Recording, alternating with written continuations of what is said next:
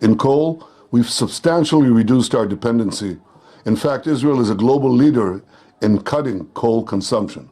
By 2025, that's 4 years from now, barring unforeseen circumstances, Israel will no longer be burning coal, period. In solar energy, over the last 5 years, we've increased our generation from 2% to almost 10% this year. And we're committed that by the end of this decade, renewable energy will be providing over a third of Israel's electricity.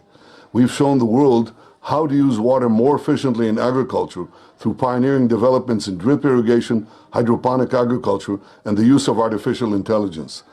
Israel is a world leader in water purification and recycling, as well as in desalination.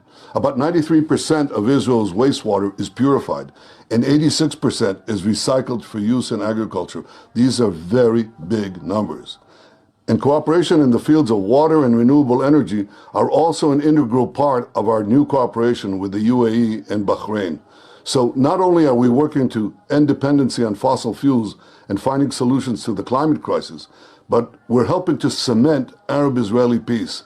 And that bodes well for the entire region, for the entire world.